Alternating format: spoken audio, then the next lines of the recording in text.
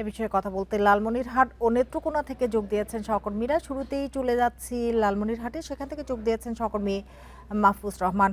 মাহফুজ, একটু জানতেই চাইবো যে তিস্তায় পানি বৃদ্ধির কি প্রভাব পড়েছে, বিশেষ করে যদি জানতে চাই যে হাতীবান্ধা, কালীগঞ্জ এবং আদিতমারি উপজেলাগুলোতে।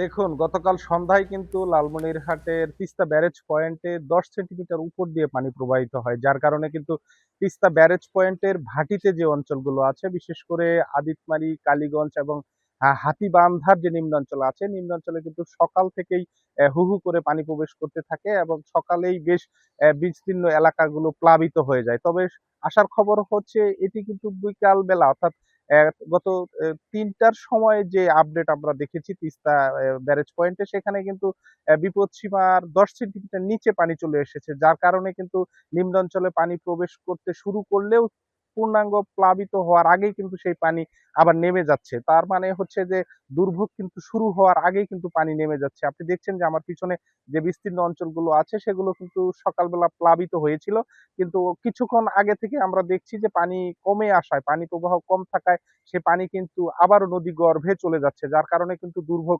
সৃষ্টি হয়নি। তবে এ বিষয়ে আমরা দেখেছিলাম যে আজকে সকালে জেলা প্রশাসনের পক্ষ থেকে আদিতবাড়ী উপজেলা নির্বাহী কর্মকর্তা গুঞ্জন বিশ্বাস তিনি কিন্তু এই অঞ্চলে এসেছিলেন এবং বানভাসী মানুষ যারা আছেন তাদের সাথে কথা বলেছেন এবং তাদের তালিকা নির্ধারণের কাজ করছেন বলে জানিয়েছেন আমাদেরকে। তারপরে তাদের সরকারের পক্ষ থেকে কিন্তু তাদেরকে সহায়তা করার আশ্বাস দেওয়া হয়েছে। তো সব মিলে লালমনিরহাটে কিন্তু গতকাল সন্ধ্যায় পানি বৃদ্ধি পেলেও আজকে সকালে সেই পানি কিন্তু নিম্নাঞ্চলে প্রবেশ করে প্লাবিত হওয়া হয়, সামান্য প্লাবিত হয়। সেই প্লাবিত হওয়ার বিকাল দিকেই কিন্তু আবার সেই পানি নেমে যাচ্ছে। সব মিলে বন্যা পরিস্থিতি কিন্তু সৃষ্টি হওয়ার আগেই কিন্তু বর্তমান স্বাভাবিক আছে, পানি নেমে যাচ্ছে। তো এই ছিল আমার কাছে তিস্তা অঞ্চল থেকে সর্বশেষ।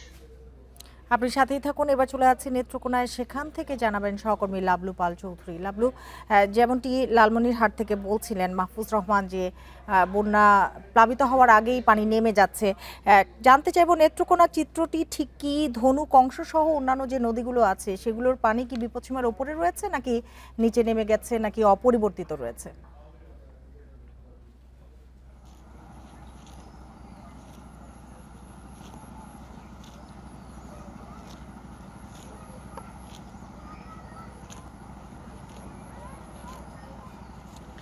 দেখুন, নেত্রকোনার যে উবদাকালী নদীতে সকাল ৯টা নাগাদ কিন্তু বিপদসীমার ১১ সেন্টিমিটার উপর দিয়ে কিন্তু উবদাকালী নদীতে পানি বইছিল। এদিকে কিন্তু এই যে সোমেশ্বরী রয়েছে পাহাড়ি নদী দুর্গাপুর এলাকায়, এছাড়া কংস রয়েছে, হাওর অঞ্চলের যে ধনু নদী রয়েছে, আমি এখন যেখানে দাঁড়িয়ে আছি যে মগরা নদী, সেই প্রত্যেকটা নদীরই কিন্তু পানি কিন্তু আসলে বৃদ্ধি পাচ্ছিল। তবে আসার কথা হলো এই যে আজকে সকালের পর থেকে দুপুরের দিকে কিন্তু আসলে রোদ উঠায় বিকাল ৩টার দিকে যে পানি উন্নয়ন বোর্ড আমাদেরকে যে আপডেট তথ্য জানিয়েছে, সেখানে কিন্তু আসলে সবগুলো নদীর পানি কিন্তু ধীর গতিতে কমতে ছিল, কিন্তু যেটি উজান অপেক্ষাকৃত যে পাহাড়ি যে নদী সোমেশ্বরী, সেটি একটু কম ছিল ধীর গতিতে। উবদাকালী যেটি বিপদসীমার উপর দিয়ে বইছিল, সেটিও কিন্তু ধীর গতিতে কম ছিল, যেটি বিকাল ৩টায় ১ সেন্টিমিটার কমে বিপদসীমার ১০ সেন্টিমিটার উপর দিয়ে বইছিল। অপরদিকে এই পানি কিন্তু আসলে কিছুটা গড়িয়ে যে অপেক্ষাকৃত যে হাওর অঞ্চল রয়েছে, ভাটি এলাকা রয়েছে, সেখানকার যে মগরা নদী রয়েছে এবং ধনু নদী রয়েছে, সেখানে কিন্তু আবার পানি বৃদ্ধি পাচ্ছে।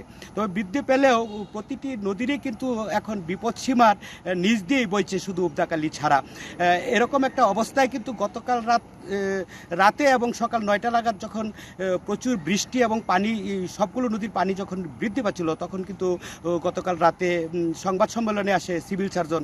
তারা জানাচ্ছিলেন যে তারা সম্ভাব্য বন্যা পরিস্থিতি মোকাবেলায় ৩৪টি মেডিকেল টিম গঠন করেছেন এবং পর্যাপ্ত ঔষধ তারা প্রস্তুত রেখেছেন। এরকম একটা অবস্থায় কিন্তু যেটি লালমনিরহাটে বলছিল যে আসলে বন্যার যে প্রবল সংখ্যা ছিল, সেটি কিন্তু প্লাবিত হওয়ার আগে কিন্তু এখন আমরা দেখতে পাচ্ছি যে রোদ কমে আসায় কিন্তু ধীরে ধীরে সেই পানি কিন্তু নেমে যাচ্ছে। এই ছিল নেত্রকোনার সর্বশেষ।